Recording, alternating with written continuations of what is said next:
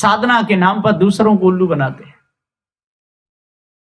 साधना क्या होती है ये जानते नहीं। कोई नंग धड़ंग ही डोलते हैं, कहते हैं बहुत बड़ी साधना कर रहे हैं। नंग धड़ंग दौड़ना कोई साधना नहीं। कोई सुबह 3 बजे उठ करके ठंडे पानी में नहा लेंगे, वो साधना ही, वो कष्ट देना है तन को। कोई पैदल ही चल रहे हैं, कोई नंगे पैर ही चल रहे हैं, कोई नंग धड़ंग डोल रहे हैं, कोई अग्नि पर चलते हैं। ये सब कष्ट सहना है, ये साधना नहीं। कोई जंगलों में डोल रहे हैं, कोई नंग धड़ंग डोलते हैं, उनके पीछे कुत्ते दौड़ रहे हैं, उसी में कुत्ता दूध पी रहा है, उसी में वो भी पी रहे हैं, कुत्ताओं के मुंह चाट रहे हैं, लंबी लंबी जटाएं रखा ले, 16-16 हाथ की 10-10 हाथ की जटाएं रखा लेते और फिर उसको घड़ी करके सिर पर रख लेते।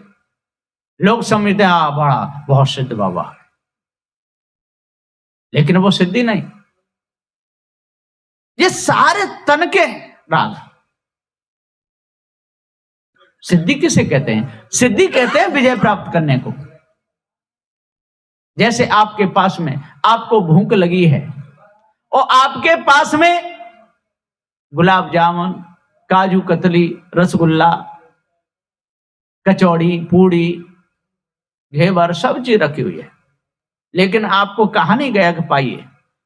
आपको भूख लगी है, भूख लगते हुए भी उस पर आपका चित्त नहीं जाना चाहिए।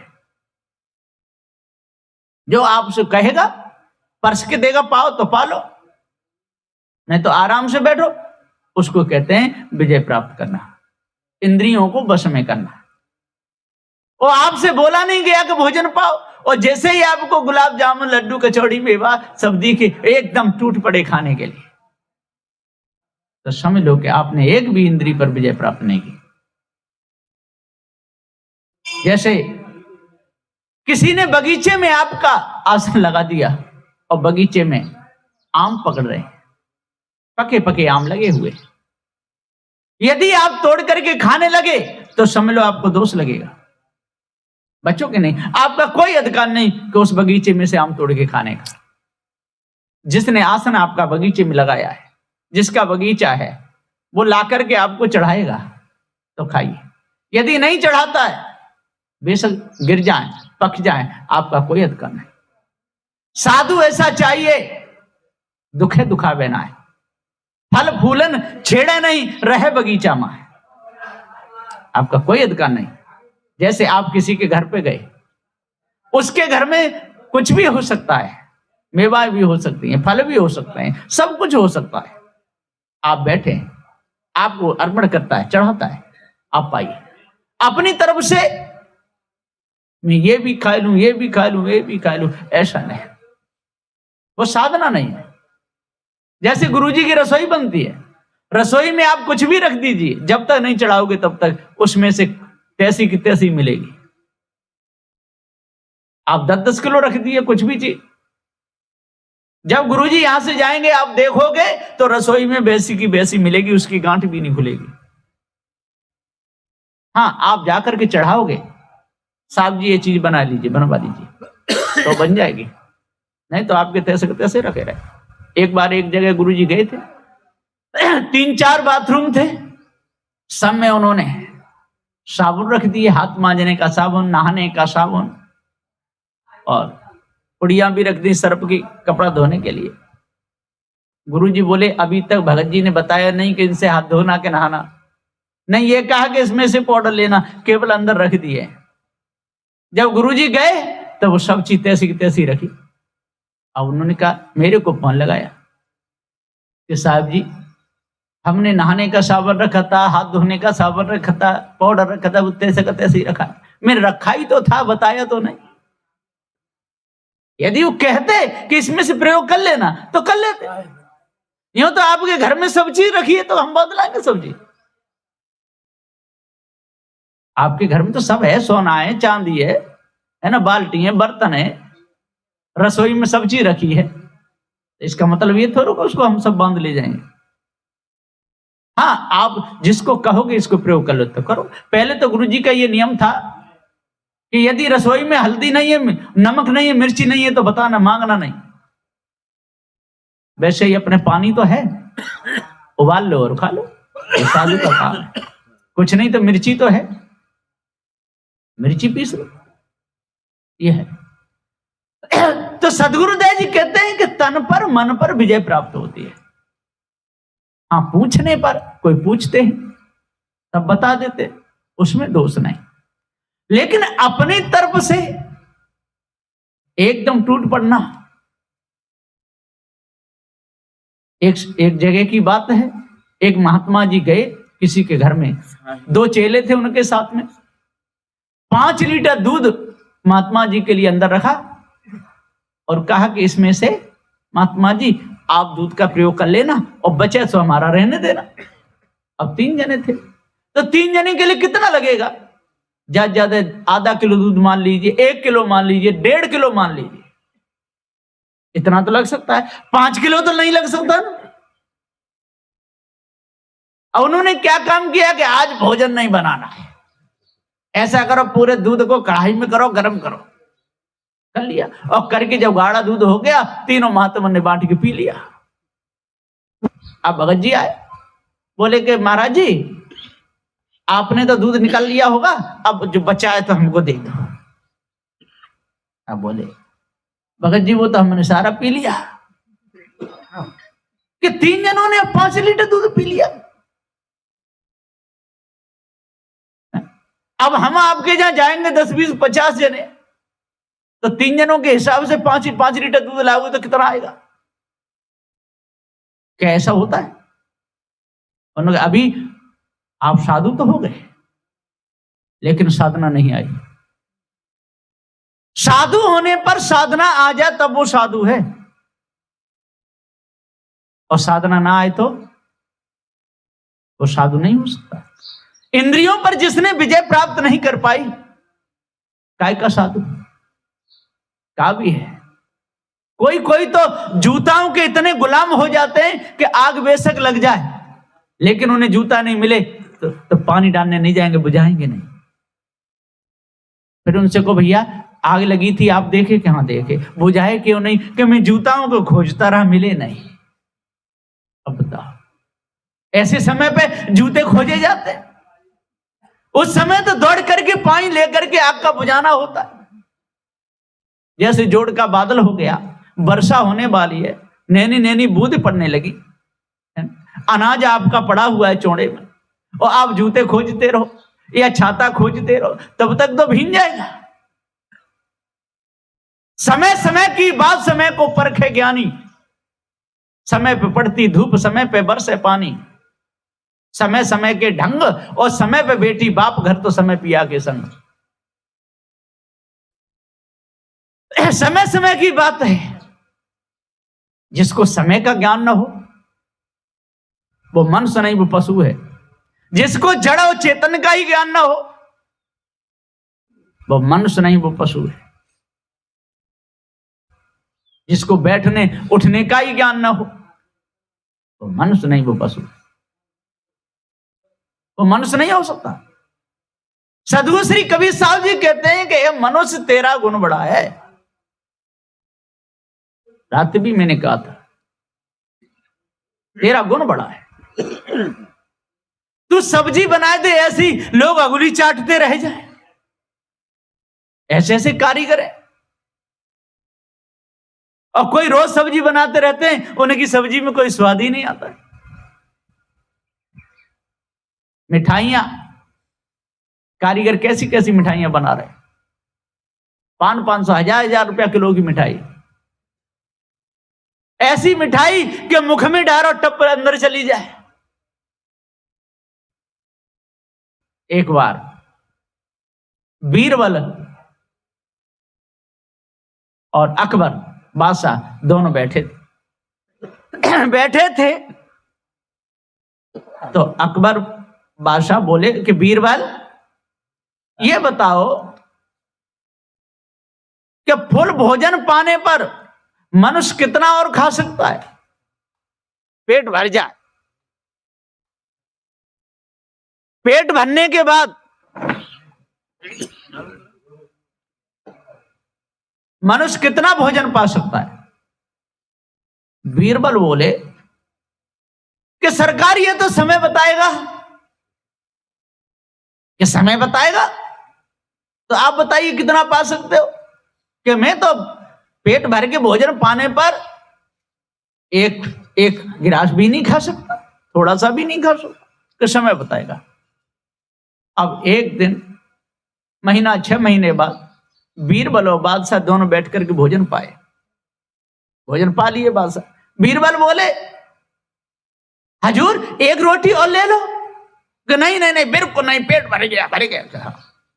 और बीरबल फिर गया एक मिठाई की दुकान पर, हलवाइयों से बोला, भैया एक एक तोले की मिठाइयां बनाओ, एक एक तोले की, और 1 किलो वजन हो, इतनी बना के रख दो, ले 1 किलो वजन की मिठाई बना दी, 1 तोले की। अब बीरबल बोले कि सरकार चलो घूम के आते हैं, भोजन पा लिया, फिर चलो घूमने गए। घूमते घूमते चलते चलते उसी होटल पर पहुंच गए, उसी मिठाई की दुकान पर। बादशाह बोले, बीरबल यहां तो मिठाइयां बहुत गजब की है। कि हाँ सरकार, देखो एक मिठाई चख के देखो, थोड़ा है, 1 तोला है, डालो, डाल दे। अच्छा बहुत मीठी है, इसे भी डालो, वो भी डाली। 1 तोले खाते 1 किलो मिठाई उनके पेट में चली गई। बीरबल बोले, सरकार आपने कहा था कि भोजन पाने के बाद में मनुष्य कितना पा सकता है? कम से कम 1 किलो तो पा सकता है। बीरबल बोले, बादशाह बोले, बीरबल झूठ बोलता है, 1 किलो कैसे पा लेगा? कि हाँ सरकार, आप भी पा लेते हो। बादशाह बोले, मैं कैसे पा लूंगा? कि पूछो हलवाई को। हलवाई बुलाया कि भैया ये बता, अभी इन्होंने, बादशाह ने, कितनी मिठाई, तेरा कितना वजन हुआ? कि 1 किलो पा गए, 1 किलो। बादशाह बोले, कैसे भैया? कि ये सारी मिठाइयां 1 तोले की थी, वजन 1 किलो था। बादशाह बोले, वाह बीरबल, तेन तो 1 किलो मिठाई मेरे को खिला दी। कि हाँ, और आप कहते थे कि मैं भोजन पाने के बाद में कुछ भी नहीं पा सकता हूं। कि बीरबल आप क्यों नहीं पाए? बीरबल बोले, सरकार मुझे मालूम है कि शाम तक इतना ही भोजन पचेगा, लेकिन आपको पता नहीं है, आप जिभ्या के स्वादी हैं, मैं जिभ्या पर विजय प्राप्त किया हुआ हूं। अकबर और बीरबल में ऐसा ही चलता रहता था। ऐसे ही बादशाह के दरबार में एक हिजड़ा आता था। हिजड़ा समझते हैं? हिजड़ा किसको कहते हैं? जो किन्नर, जो तालियां जो बजाते हैं, वो आता था। बादशाह से बोला कि सरकार ये बीरबल ठीक नहीं है, मुझे आप अपना मंत्री बना लीजिए। बादशाह बोले कि कोई कमी बताओ। कि नहीं, एक सवाल है, उसका पूरा हल कर दे बीरबल, तो मंत्री उसको रखना, और नहीं कर पावे तो मैं रहूंगा। तो ठीक है, तो क्या है कि बीरबल को ये पूछो कि संसार में स्त्रियां ज्यादा हैं कि पुरुष? ये पूछो। ठीक, अब वो बैठा हुआ है, बीरबल आए दरबार में, कुर्सी पर बैठ रहे थे। बादशाह बोला, है बीरबल कुर्सी पर नहीं बैठना। कि क्यों? कि पहले मैं जो पूछता हूं उस सवाल का हल करो, यदि हल करोगे तो ठीक है, नहीं तो अभी यहां से चले जाना हमारे दरबार से। बीरबल बोले, ठीक है सरकार, बोलो कि ये बताओ कि संसार में स्त्री ज्यादा है कि पुरुष? अब बीरबल देखा तो देखे तो वही हिजड़ा बैठा कुर्सी पे, क्या जाएगी करामात है। वो समझ गया, कहा कुछ नहीं। बोले, सरकार 2 हाथ का एक डंडा मंगा दो, अभी बता दूंगा स्त्री ज्यादा है कि पुरुष। उसी पर डंडा मंगाया, भाई हिजड़ा पर। बादशाह बोले, जाओ डंडा लेके आओ। एक डंडा लेके आया, इतना बड़ा ले आया। अब बीरबल खड़ा हो गया, उसकी हिजड़े की कुर्सी ऐसे लगी, बीरबल ऐसे खड़ा हो गया, हाथ में डंडा लेके, कभी ऊपर को डंडा करता है, कभी नीचे को डंडा करता है, कभी ऐसे ऐसे। 1 घंटा हो गया। बादशाह बोले, अरे बीरबल ये क्या करते हो? कभी डंडा इधर को करते हो, कभी इधर को करते हो, जल्दी बताओ स्त्री ज्यादा है क्या पुरुष? बीरबल बोला, सरकार स्त्री पुरुष तो बराबर हैं, पर बीच में जो हिजड़ा आ जाता था, 2 डंडा दे पीठ। वो वहां से भागा। स्त्री पुरुष तो बराबर है, बस ये हिजड़ा नहीं गिनती पूरी होने देता है। तो सदगुरुदेव जी पुकार के समझाते हुए कहते हैं कि संसार में जड़ और चेतन का ज्ञान तो हो जाए। जड़ और चेतन दो ही है, तीसरा और कुछ भी नहीं है। जड़ चेतन का ज्ञान तो हो, लेकिन जो लोग हिजड़े बीच में और किसी ईश ब्रह्म परमात्मा को और घूंसते थे, तो कैसे ज्ञान होगा? होगा क्या? जब तक जड़ चेतन का पूरा ज्ञान नहीं होगा, जब तक जड़ाध्यास नहीं मिटेगा, तब तक दो ही पदार्थ हैं, तीसरा और कोई पदार्थ है नहीं। जड़ और चेतन, पृथ्वी, जल, अग्नि, वायु, और इनको जानने वाला चेतन जीव। अब तीसरा ईश ब्रह्म परमात्मा कहां से घुस दिया है? और होता तो अभी तक मिलता नहीं किया। इतनी बीमारी क्यों होती? इतना घी क्यों जलाया जाता? इतनी आम की लकड़ी क्यों जलाई जाती? इतने बेचारे परेशान क्यों होते, नंग धड़ंग क्यों दौड़ते, उल्टे लटक रहे हैं, 84 धूनी तप रहे हैं। यदि कोई होता तो वो तुरंत आ जाता, भैया क्यों इतना कष्ट सहते हो? लेकिन लोग विचार नहीं करते। बिना विचारे जो करे सो पाछे पछता है।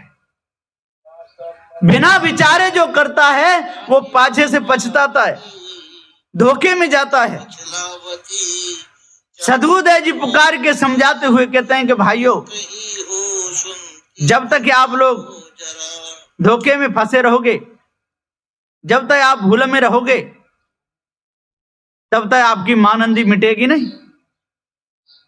इस झूठी मानंदी में सारा संसार चल रहा है। एक तो बाल्टी से पानी खींच रहा था कुआं से, एक महात्मा जी गए, महात्मा जी बेटा पानी पिला दो, तो बार बार बाल्टी डाले और निकाले, लेकिन एक बूंद नहीं आवे। महात्मा जी बोले बेटा क्या बात है, बार बार बाल्टी निकालते हो और बार बार मेरे को पानी क्यों नहीं पिला रहे? कि गुरुजी जाने क्या बात है, ये बाल्टी पानी लाती ही नहीं है। महात्मा जी दे दिखाओ तो बाल्टी, बाल्टी दिखाई तो नीचे पेंदा ही नहीं। जो नीचे पेंदा नहीं है तब पानी कैसे आएगा उस बाल्टी, फूटी बाल्टी। इसी प्रकार से ये सारे संसार के लोग, कोई ध्यान पे लगा देता है, कोई भजन पे लगा देता है, कोई शंख बजाने लगा देता है, लेकिन परमात्मा मिलता नहीं। उनसे पारखी संत पूछते हैं कि भैया परमात्मा को दिखाओ, आपको इतने दिन हो गए साधना करते करते, कितना समय हो गया साधना करते, अभी तक आपको परमात्मा नहीं मिला, दिखाओ। कि महाराज वो तो निर्गुण निराकार है, चित्त मन बुद्धि वाणी से पर है, वो तो कड़कड़ में समाया हुआ है। ऐसे कैसे मिलेगा? जब फूटी बाल्टी है तो पानी आएगा? जब इसका कोई रंग रूप नहीं, चित्त मन बुद्धि वाणी से परे, तो मिलेगा? सदगुरुदेव जी पुकार के समझाते हुए कहते हैं कि गाय भैंस बकरी पत्थर की बना ली जाए और पूरे संसार के लोग वहां पर आके प्राण प्रतिष्ठा करें, लेकिन उनके थनों में से एक बूंद दूध नहीं निकल सकता है। यह निर्णय सदगुरु श्री कबीर साहब का है। इसमें सबका सम्मान है कि अपमान है? पूरे विश्व के लोगों का सम्मान है सदगुरु श्री कबीर साहब की वाणी में। लेकिन लोग सत्य को नहीं जानना चाहते, झूठ में फंसना चाहते, और काम पड़ता है तो जिंदा माताएं याद आती हैं। तब अब पत्थर की माता से नहीं कहेंगे कि 2 कप चाय बना के ला, तब तो इन्हीं में से उठाएंगे, माता जी थोड़ी चाय बना देना, उनसे कहेंगे। और जिसकी रोज पूजा कर रहे हैं मंदिरों में, उससे नहीं कहेंगे कि माता जी 2 कप चाय बना लाना, कहेंगे क्या? कभी नहीं कहेंगे। एक बंजारा था, बंजारा, उसका नाम था सुगड़ू बंजारा। कम से कम 50 रोटी खाता था। सब्जी और दाल। एक दिन वो एक शिव मंदिर पर पहुंच गया, बनखंडी महादेव, वहां गए। मां ने देखा कि ये महादेव बाबा क्या करते हैं कि सारी मनोकामना पूर्ण कर देते हैं, और पार्वती क्या कर देती हैं कि ये भी मनोकामना पूर्ण करती हैं, और ये नादिया क्या करता है कि ये भी मनोकामना पूर्ण करता है, कि कर देता है कि हाँ तो ठीक है। अब वो सुगड़ू बंजारा गया सब्जी की दुकान पर, 2 किलो आलू लाया, 2 किलो बैंगन लाया, 1 किलो तुअर की दाल लाया, और तेल भी ले आया, और आटा लाया, लकड़ी भी खरीद के लाया, सब ला के शिव मंदिर में रख दे। और महादेव से बोले, महादेव बाबा आप तो इतना कर देना कि बैंगन और आलू को अमनिया कर देता छिल के। अब पार्वती से बोले, पार्वती आप सब्जी बना के और रोटी बना देना और दाल बना देना, मैं शाम को आ जाऊंगा। अब तो वो चला गया। रात के 10 बज गए। गांव के लोग बोले, सुगड़ू भैया भोजन पालो। सुगड़ू बोले, हमारा तो भोजन बन रहा है, आज हमको नहीं पाना। सब बोले, क्या बात है, इसका भोजन बन रहा है, आज ये भोजन नहीं पाएगा क्या? और एक डंडा रखता था, लाठी, सुगड़ू बंजारा तो लंबी। अब पहुंचा मंदिर पे रात के 10 बजे 11 बजे, जो देखा तो आलू वैसे के वैसे ही रखे और बैंगन भी रखे, सब चीज। माने कि भले आदमी, पूरे संसार की तू मनोकामना पूर्ण करता है और हमारे लिए थोड़ा भोजन न बना सके आप दोनों मिलकर के, तो क्या करो? तो दे लाठी के ना दिया में दे, कहीं दे। अब तो हु परी गांव पास में था, गांव के लोग 10 20 50 पहुंच गए थे। क्या बात है सुगड़ू बंजारा, क्या है कि क्या बात है, जो पूरे विश्व की मनोकामना पूर्ण करता है सबके। और मैं जो आलू रखे गया, बैंगन रखे गया, सब सौदा रखे गया, लकड़ी रखे गया, और तेल भी रखे गया, माचिस रखे गया कि भोजन बना देना, तो ये भोजन नहीं बना पाए तो पूरे विश्व की मनोकामना कैसे पूर्ण करेंगे? तब गांव के लोग बोले, भैया जी ऐसे नहीं करते, जिनका तो इच्छा भोग लगता है, बस मन में सोच लो, काम तो आपको ही करना पड़ेगा। जब मन में सोच लो और काम हमको ही करना पड़ेगा, तो फिर उनकी महिमा क्या रही है? देवी देवतन की प्रार्थना से और किसी के लड़के की शादी हो जाए, किसी का लड़का शादी लाख हो जाए, और सोई मंदिर में पहुंच जाओ, अगरबत्ती जला के कहो कि हे देवता परमेश्वरे, बहुत सुंदर लड़की हो और बढ़िया तरह हमारे लड़के की शादी हो जाए और लेके आओ, तो हो जाएगी। उसके लिए तो बात करनी पड़ेगी, लड़की वाला होगा, लड़का वाला होगा, है तब कहीं शादी होगी। और कहते देवी देवतन की दया से बाली बच्चा भी हो जाते हैं। जितने मंदिर में पूजा जितनी करो उतने बच्चे हो जाते हैं।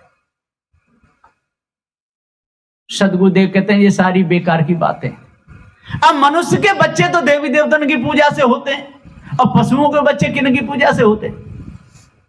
एक एक कुतिया 5-5 बच्चे देती है एक साथ, सुअरिया तो 20-20 बच्चे देती है।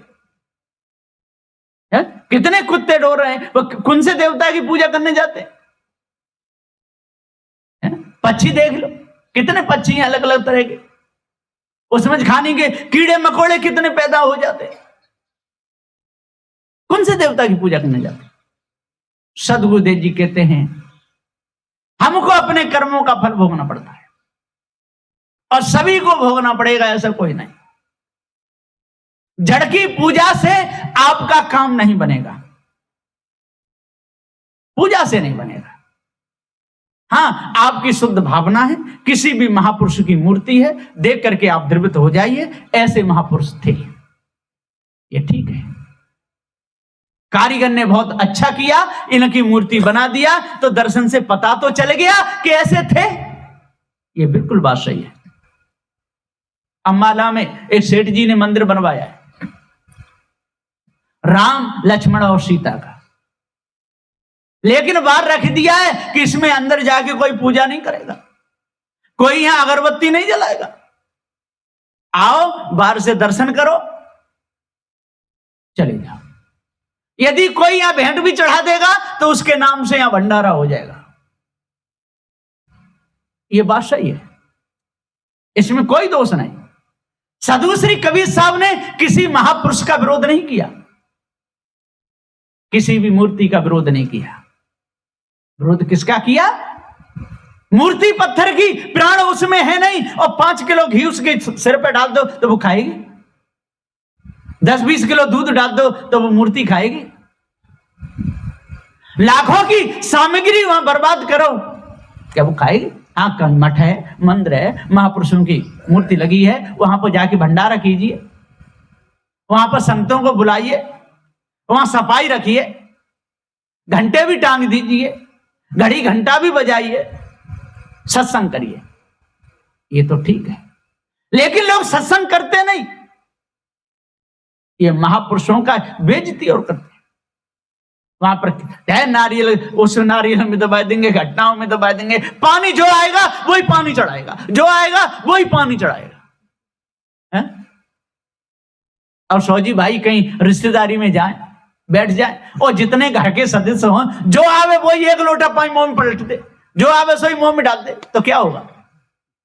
वहां से भागेंगे तो दोबारा आएंगे भी नहीं, है? उनको पागल कहेंगे कि नहीं? अब जी महापुरुषों की उन्होंने मूर्तियां बनाई, मंदिरों में रखी, और जो आवे वही लोटा भर के चढ़ाए दे, जो आवे वही चढ़ाए दे।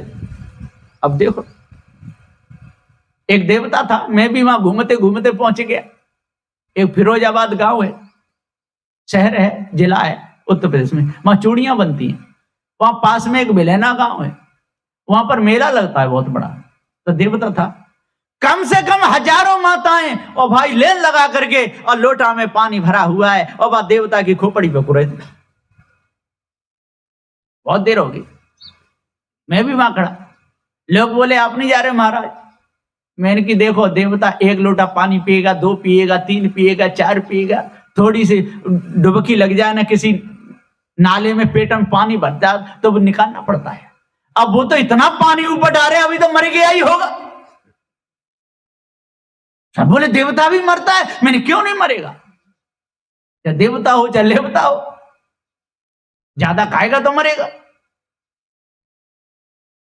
2-4 लोग बोले कि इसका भेद बताओ, बताया तो 2-4 तो नहीं गए। और वहां पर काय की मूर्ति है, नगरसेन की, वहां पर सुअर चढ़ाते हैं, सुअर का बच्चा। मंदिर है ऊंचा, वहां पर उसका फोटो है, उसका सुअर के बच्चे का पैर पकड़ते हैं ऐसे और ध्याड़ सी देते। यदि मर गया तो समझ लो बलि ले ली, और नहीं मरा तो देवता नाराज है। और उस पर अंडा चढ़ाते हैं, अंडा लेंगे और तड़ा सीधे ऊपर मारेंगे। नीचे पुजारी बैठा हुआ है, उसके ऊपर पीप जैसा चलता है, नाला बना, उसमें अंडे चल रहा है। 1 किलोमीटर से आपको बदबू आना चालू हो जाएगी। अब बताओ, ये धर्म है? ये सत्संग है? ये बोध और विचार है? मनुष्य होते हुए वो कौन है? पशु हैं। महापुरुषों की बेइज्जती कर रहे हैं। कारीगरों को बुलाते हैं, उन पर मूर्तियां बनवाते हैं। बनवाना बहुत अच्छी बात है, बनवाना चाहिए। मंदिर बनाते हैं, मंदिर में रखते हैं, मंदिर में ही रखना अच्छी बात है, रखना चाहिए। वहां आकर के बैठते हैं, उनके उपकार की याद करते हैं, बहुत अच्छी बात है। लेकिन वह उपकार नहीं मानते, आते ही उल्टे हो जाएंगे, नाक रगड़ देंगे। ऐसे ऐसे लोग वहां पर आकर के अगरबत्तियां जलाएंगे, धुआं करेंगे, हवन करेंगे, नारे चढ़ाएंगे, यानी क्या क्या जला जाएंगे। ये नहीं कहेंगे कि जहां किसी महापुरुषों की मूर्ति है, यहां पर कोई रहते हैं, लो 10,000 रुपए यहां हमारे नाम से भंडारा कर देना। हमारे नाम से गर्मी के दिन है तो इनको नींबू का शरबती बना के पिला दो। मैं भी, एक भक्त मेरे को ले गए कि चलो साहब जी आपको स्वामी नारायण का मंदिर दिखा के लाते हैं। मैंने चलो, मैं भी गया उनके साथ में स्वामी नारायण के मंदिर में, देखा मूर्तियां बहुत अच्छी अच्छी। मैंने कहा वाह, मैंने बहुत सुंदर किसी कारीगर ने ये मूर्तियां बनाई है। मैंने बहुत सुंदर मूर्ति, और सब पीछे वाले आगे वाले, कोई पैर चाट रहा है, कोई ऐसे कर रहा है, कोई हे प्रभु, कोई हे प्रभु, सब करते जा रहे। जब बाहर निकले मेरे से बोले साहब जी आप तो किसी भी देवता के ना हाथ जोड़े ना प्रणाम करे ना कुछ भी, मैंने वो समझता नहीं है, ना हाथ जोड़ना जानता है कि हाथ जोड़ रहा है, ना प्रणाम करना जानता है। ये तो एक कारीगर की कारीगरी है। मूर्तियां बहुत सुंदर है, महापुरुषों की मूर्तियां हैं, अच्छी मूर्ति, ये तो ठीक है।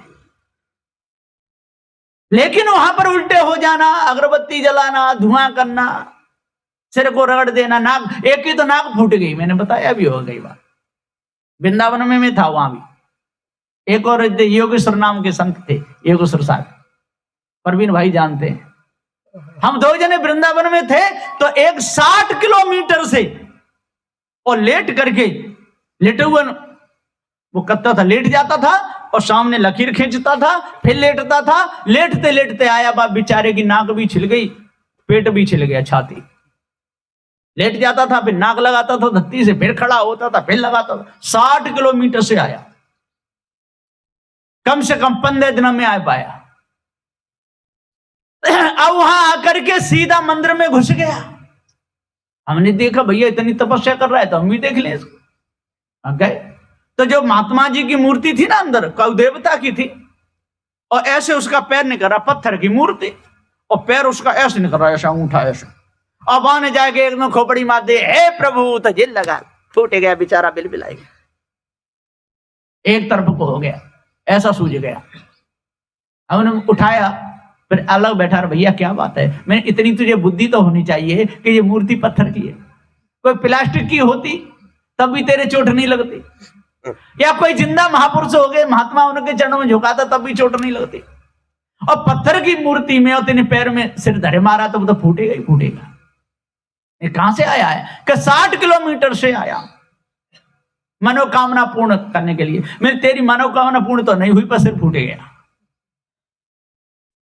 इतना सूझ गया। मैंने कि अस्पताल जा, किसी डॉक्टर से इलाज कराए, और आज के बाद ऐसा उल्लूपना कभी करना नहीं। चला गया। सारे संसार में ऐसा हो रहा है। साधु श्री कबीर साहब ने सबका मान रखा, सबका सम्मान किया। हे चेतन जी, तू सत्य है, तेरे ऊपर कोई ईश ब्रह्म परमात्मा नहीं, अपने कर्मों को सुधारो। यदि कर्मों को सुधारोगे तो ठीक है, न कोई भी पूजा आपके काम में आने वाली नहीं है। कुछ भी करते रहो। अरे गंगा का पानी है, औषधि है, औषधि रूप में काम लीजिए। गंडक के पहाड़ से गंगोत्री, गंगा नदी निकली है, उसका पानी भर के रख दोगे तो बिगड़ेगा नहीं। क्यों नहीं बिगड़ेगा? उसमें गंधक है, वो पानी नहीं बिगड़ेगा। उसी गंगा के पानी को आप मशीन से फिल्टर करवा लीजिए और फिर रख दीजिए, पानी खराब हो जाएगा, कीड़े पड़ जाएंगे कुछ देर में। लेकिन वैसा ही पानी ला के रख दोगे तो कीड़े नहीं पड़ेंगे। लोगों के अंदर भ्रम है कि गंगा में इतना शक्ति, इतना सत्य है कि उसके पानी में कीड़े नहीं पड़ते है? अभी आप गंधक ले आइए, खाना गंधक सुना हुआ, और उसको जल में डाल के रख दीजिए, 6 महीना क्या 1 साल रखा रहे, उसमें कीड़े पड़ेंगे ही नहीं। क्यों नहीं पड़ेंगे? उसमें औषधि है। और गंगा में क्या होता है कि लाखों मुर्दे उसमें चले जाते हैं, कितनी सामग्री डालते हैं। आप देखना उत्तर प्रदेश में जो सोरों घाट है, कछला घाट और सोरों घाट, 2 घाट हैं, वहां पर इतने मुर्दे आते हैं, इतने मुर्दे आते हैं, उसमें फेंक दे जाते हैं, जलाते जाते हैं, सामग्री डालते जाते हैं, और थोड़ी दूर में जाकर के उसी पानी में लोग नहाते हैं। अभी कुंभ का मेला लगा, आप में से भी कोई गए होंगे, देखा होगा कितनी भीड़ थी, कितने करोड़ लोग इकट्ठे हुए। अब विचार करो, उस उतने जल में और उतने लोग स्नान करेंगे तो सबके शरीर का पसीना कहां जाएगा? रोग के कीटाणु कहां जाएंगे? कुल्ला करेगा मुखी बलगम कहां जाएगी? किसी बड़े बूढ़े को या जवान को पेशाब लगे और वहां पर बाथरूम है नहीं तो पेशाब कहां करेगा? वो तो नहाते नहाते ही कर देगा। उसी में लोग आराम से नहा रहे हैं और कहते हैं कि अमृत की बूंद गिरी। अब बताओ उसमें कितने अमर हो गए ये लोग? जितने कुंभ में नहा के आए, इनका शरीर नहीं छूटेगा? वो तो वहीं छूट गया। जिसके ऊपर अमृत की बूंद गिर जाए, अमृत को पी ले, अमृत में नहा ले, तो वो तो अमर होना चाहिए। वहां तो ऐसा हादसा हुआ कि कितने लोग तो बेचारे पिछल करके मर गए। अब विचार करो, इतने पर भी लोगों की आंखें नहीं खुलती। एक मेरे से बोला कि बहुत लोग मरे लेकिन कबीरपंथी एक भी नहीं मरा। कबीरपंथी तो अलग अपने अपने शिविर लगे थे, उसमें उनका उपदेश चलता था। वो क्यों जाएंगे वह गंगा में नहाने के लिए? उनकी तो गंगा वहीं बह रही, ज्ञान की गंगा। मां ज्ञान बोध विचार का उपदेश देते हैं और जो भी जाते हैं उनका उपदेश सुनते हैं। कहीं भी देख लो, मेला में आप पता चला लो, एक भी कबीरपंथी नहीं मरा। क्यों? कबीर साहब का तो सत्य का उपदेश है, भरम भूल कल्पना से बचने का उपदेश है, राग द्वेष से छूटने का उपदेश है और चेतन पूजा का उपदेश है। जितने गंगा ज्यादा नहाने जाते हैं उतने ही बड़े पापी हैं। उन्हें पाप काटने ना, जो पाप करेगा उसी को तो भय रहता है। लाखों की भीड़ जा रही हो, आप उनको पूछ लेना भैया कहां जा रहे हो? कि गंगा स्नान करने। गंगा स्नान करने से क्या होता है? कि पाप कटते हैं, यही तो कहते हैं। गंगा स्नान करने से क्या हो जाता है? पाप कट जाते हैं। तो भैया कितने पापी जा रहे हो गंगा नहाने? तो मारने को सीधे हो जाएंगे, हमको पापी कहता है। नहीं तो उनसे कह के देखना, ओ भैया पापी इधर आओ। किसी को कहे ना गंगा नहाने जा रहा हो, उसको पूछना कहां जा रहे हो? गंगा नहाने। काय के लिए जा रहे हो? पाप काटने के लिए। और फिर उससे कहे भैया पापी इधर आ, तो मारने के लिए तैयार हो जाएगा कि मेरे को पापी कहते हो।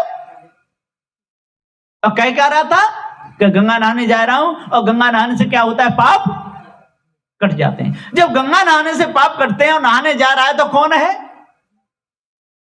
पापी? हुआ कि नहीं? तब तो जा रहा है। जैसे हम अस्पताल जा रहे हैं तो कोई ना कोई रोग है तब तो जा रहा है। रोगी ही तो जाएगा अस्पताल में, जाएगा तो कौन जाएगा? रोगी जाएगा। चाहे आंख का रोग हो, नाक का रोग हो, गले का रोग हो, हाथ का हो, टीबी हो, जिगर हो, कोई भी बीमारी हो, हार्ट अटैक का रोग हो, कोई भी रोग हो, यदि अस्पताल में जा रहा है और रिपोर्ट निकलवा रहा है, चेक करवा रहा है, तो रोगी है ना, तब तो जा रहा है। जब गंगा नहाने से पाप कटते हैं और गंगा नहाने जा रहा है तो पापी है, तब तो जा रहा है कि वैसे ही जाएगा। अस्पताल में तो चेक करने वाले बैठे हैं, डॉक्टर लोग, दवाई लिखने वाले भी बैठे हैं, और वहां तो ना कोई चेक करने वाला है ना कोई दवाई लिखने वाला है। जाके डुबकी लगाओ, कहते सारे पाप कट गए। अरे भाई, ऊपर का मैल तो धुल सकता है लेकिन अंदर का मैल नहीं धुल सकता। पानी में, निर्मल जल में यदि नहाओगे तो तन का मैल छूट जाएगा, और गंदे जल में नहाओगे तो कभी छूटने वाला नहीं है। कीच से कीच कभी साफ नहीं होती। क्या कीच में नहाने से कीच छूट जाएगी? कीच में यदि आपका पैर सन गया है तो निर्मल जल में आपको धोना पड़ेगा। इसमें ना आपके वेद काम में आएंगे, ना शास्त्र काम में आएंगे, ना 18 पुराण काम में आएंगे, ना 108 स्मृतियां काम में आएंगी, ना तंत्र मंत्र जादू टोना काम में आएगा, ना अष्ट सिद्धि, ना नवनिधि काम में आएगी, ना 4 फलन, ना 4 मुक्ति काम में आएगी। या कुछ भी काम में नहीं आने वाला। वहां पर आपका जो गुरु बताने वाला कि इससे गंगा नहाने से पाप कटते हैं, वो भी पूछ दे कि भाग जाएगा। उस समय दुख के समय नहीं आएगा। जब तक आप ठीक हो, आपके पास पैसा है, तब तक आपके पास आएगा, लूटता रहेगा। और जब आपका काम आएगा उस समय आपके पास भी खड़ा नहीं होगा, बिल्कुल चला जाएगा। एक पंडित काशी नगरी पढ़ के आया था, बहुत बड़ा विद्वान था। बीच में नदी पड़ी, नदी में मल्लाह नाव चला रहा था। मल्लाह को बुलाया, आजा भैया हमको पार उतार दे। मल्लाह ले आया, उसको तो पार उतारना ही है। पंडित जी बैठे गए नाव में। मल्लाह से बोले, भैया मल्लाह तू कितना पढ़ा है? मल्लाह बोला, गुरुजी मैं पढ़ा नहीं। तेरा जीवन खराब हो गया, तू तो जैसा हो गया वैसा हो गया, आज के जमान तू पढ़ा नहीं है, पढ़ना चाहिए। फिर कोई बात नहीं, आगे बढ़े। फिर बोले, अरे मल्लाह अपना नाम तो लिख लेता है। बोले, गुरुजी मैं नाम भी नहीं लिख पाता, मेरा तो ये नाव है, नाव चलाता हूं, बच्चों को पालता। है तेरी, तेने जीवन खराब कर लिया, ऐसा कर लिया, वैसा कर लिया, तू मूर्ख है, गधा है, बेवकूफ है, पढ़ भी नहीं सका। जैसे ही नाव आगे बढ़ी, सामने बहुत बड़ा भंवर आ गया। मल्लाह बोला पंडित जी के हाँ कि आप कितने पढ़े हो? बहुत पढ़ा हूं। कितनी विद्या है? बहुत विद्या। पर तैरने की विद्या पढ़े हो कि नहीं? क्यों तैरना? क्या कि अब पता चलेगा कि आप पढ़े लिखे हो कि मैं पढ़ा लिखा हूं। कि क्यों? कि सामने भंवर आ रहा है और नाव मेरी बचेगी नहीं, मैं तो कूद के निकल जाऊंगा, आपको भंवर में जाना पड़ेगा। अब तो पंडित जी ने पैर पकड़ ले, ओ भैया बचा, देख तू ही पढ़ा लिखा है, मैं तो न पढ़ा, मुझे बचा, मुझे। कि ना मैं तो गधा हूं, बेवकूफ हूं, ये विद्या क्यों नहीं पढ़ के आए? तो चिंता मत करो, अब मैं गुरु और आप चेला। बान रस्सी निकाली और पंडित जी की कमर में बांध दी। अब बांध करके कूद गया और किनारे पे जाके पंडित जी खींच ले, पानी तो भर गया उनके पेट में, बात जाती। कहो पंडित जी क्या हुआ? इसलिए किसी को गधा, मूर्ख, बेवकूफ कहने का किसी का अधिकार नहीं है। कोई किसी विद्या में जानता है, कोई किसी विद्या में जानता है। अब जैसे मैं अभी उपदेश दे रहा हूं, प्रवचन करना जानता हूं, समझाता हूं। अब बिजली का काम पड़ जाए तो उस समय तो बिजली का कारीगर लगेगा ना। और मैं उससे कहूं कि भैया तू प्रवचन बोलना जानता है कि नहीं? अरे तू तो गधा है। कितनी बेवकूफी है। वो भी पढ़ा लिखा था मल्लाह, नाव को चला रहा है, इधर से उधर उतार रहा है, तैरना जानता है, डूब करके उछलना जानता है, तो क्या वो पढ़ा लिखा नहीं है? अपने अपने विद्या में सब पढ़े लिखे हैं, अपने अपने कार्य में सब है। एक बार एक प्रजापति और चाक चला रहा था, बहुत तेज घूम रहा। एक ठाकुर आया घोड़ी पर, मोछ बड़बड़ी, बोले ये चाक को बंद कर। उसने कहा ये चाक ऐसे बंद होने वाला नहीं, अपने आप होगा, धीरे धीरे। कैसे नहीं होगा? मैं एक लातम बंद कर दूंगा, एक ठोकर मारूंगा, बंद हो जाएगा। कि नहीं होगा, आप जैसे 10 मार लेला तब भी बंद नहीं होगा। देख अभी होता है कि ऐसे नहीं, पहले गांव के लोगों को बुला लो, नहीं तो कहो कि मैं मरवा डाला। और भी लोग आ गए, उनने घोड़ी से उतर के जैसे वह चाक में लात मारी तो चाक बंद होगा। तो घूम रहा था, एकदम तड़ाक से उल्टे गिरे, यहां से पैर दोनों टूट गए। चाक चलता रहा। देख लो क्या हुआ। खाट पे पड़े रहे 40 वर्ष तक, टट्टी पेशाब खाट पे की, खाट काटनी पड़ी, कीड़े भर के शरीर। ये अहंकार। इसलिए किसी को अहंकार नहीं लेना चाहिए। पूजा करनी है तो चेतन पूजा करनी चाहिए, भलाई करनी है तो किसी की भलाई करनी चाहिए, दान करना है तो दीन गरीबों को करना चाहिए, पूजा करनी है तो चेतन पूजा करना चाहिए।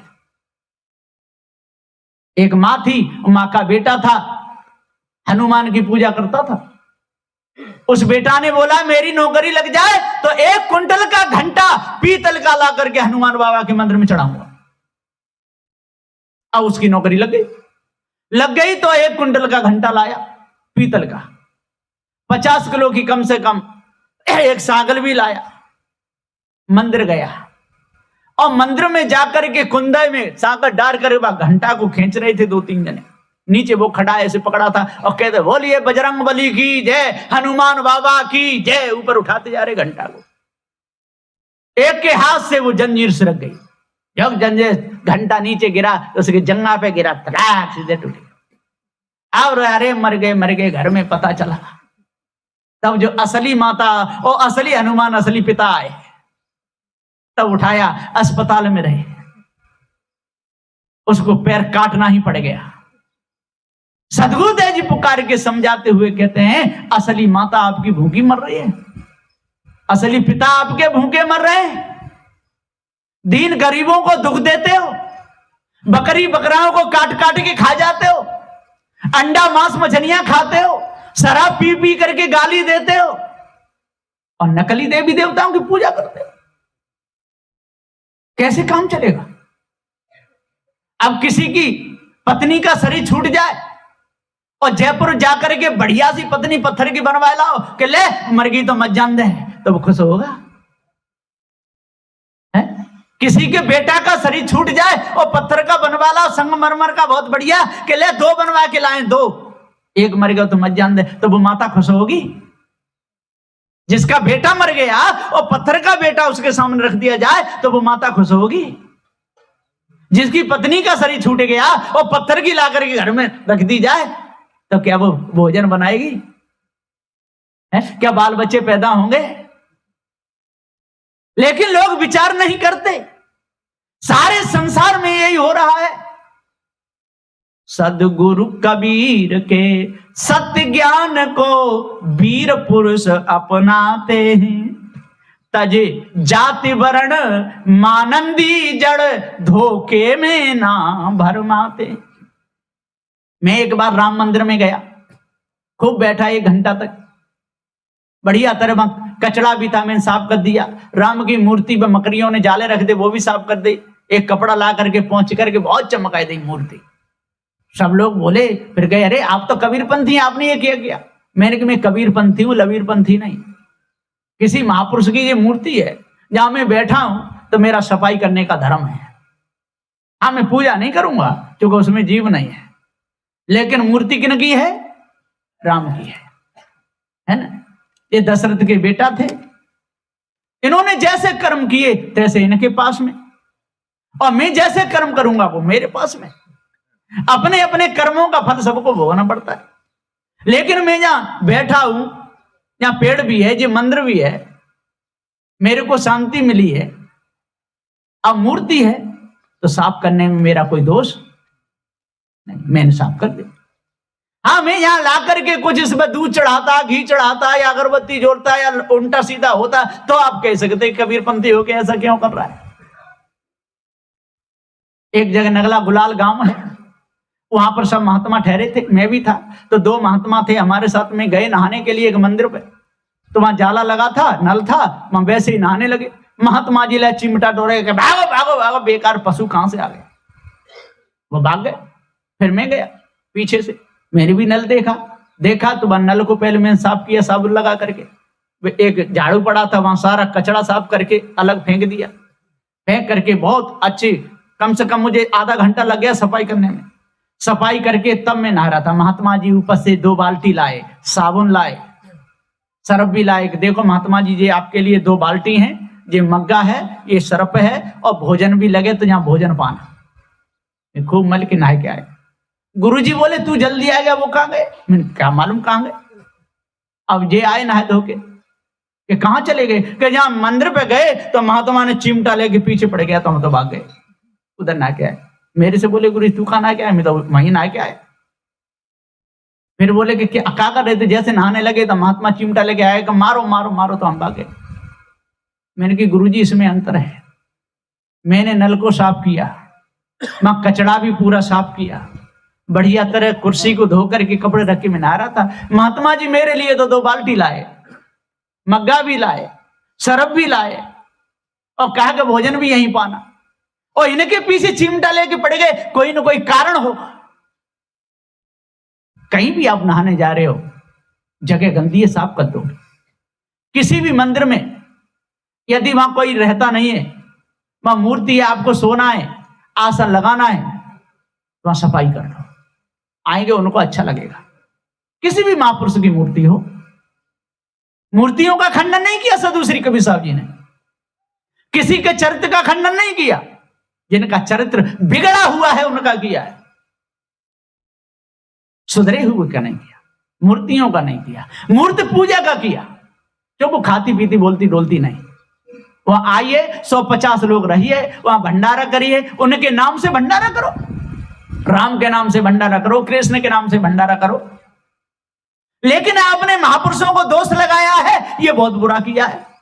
हनुमान को लोगों ने बंदर कह दिया, हनुमान बंदर नहीं थे, पीछे पूछ भी लगा दे।